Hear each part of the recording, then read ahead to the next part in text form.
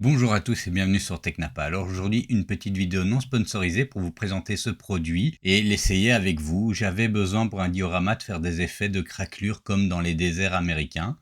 Et je me suis tourné vers ce produit Aka Interactive Light and Dry Crackle Effect. Donc je propose de regarder ensemble ce que ça vaut.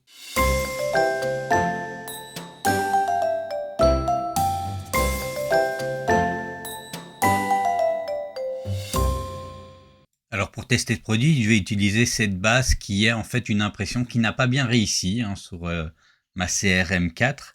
Et plutôt que de jeter le plateau, je me suis dit que j'allais essayer de le récupérer en faisant des effets spéciaux dessus. C'est une bonne manière de ne pas gaspiller et donc de faire ces effets de craquelure. Il s'agit en fait de la base d'un diorama de Lucky Luke, la bande dessinée.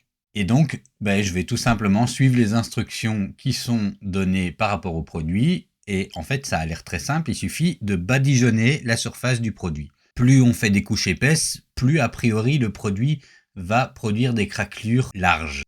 Alors je mélange un petit peu le produit et puis je viens tout simplement badigeonner toute la surface du décor que je veux réaliser avec ce produit. Donc la texture est un peu épaisse, c'est beaucoup plus épais que du lait par exemple. Voilà, et donc avec un simple pinceau, c'est des pinceaux de chez Action qui ne valent rien du tout et qui vont certainement être mis à la poubelle après. Mais je viens comme ça tout recouvrir. Alors, pour avoir des effets de craquelure un petit peu plus grands, je vais laisser, une fois que j'aurai tout recouvert, un tout petit peu sécher, quelques minutes, une dizaine de minutes, et puis venir remettre une deuxième couche au-dessus. Donc voilà, après avoir séché pendant à peu près 6 heures, voilà le résultat qu'on obtient. Donc on peut voir l'effet voulu est obtenu. On a ces craquelures. Alors il y a des endroits là où les craquelures sont plus larges, c'est parce que j'ai insisté plus à certains endroits sur les couches supplémentaires que je mettais. Et ça c'est bien à savoir. Si on veut quelque chose de très uniforme, il faut vraiment s'appliquer à faire quelque chose qui est uniforme. Par contre, s'il y a des zones que vous voulez plus larges, n'hésitez pas à mettre des petites couches supplémentaires. Alors vous pouvez voir ici, moi j'ai un truc que j'ai mal fait, c'est que je suis passé au-dessus des rochers qui sont prévus sur la base du diorama.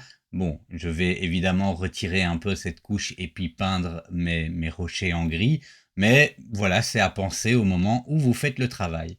Et voilà, cette vidéo est déjà terminée. C'est donc pour moi un produit assez sympathique qui coûte pas trop cher. On est de l'ordre de entre 8 et 12 euros en fonction du magasin où on le trouve et qui donne un résultat quand même extrêmement sympathique et extrêmement facilement.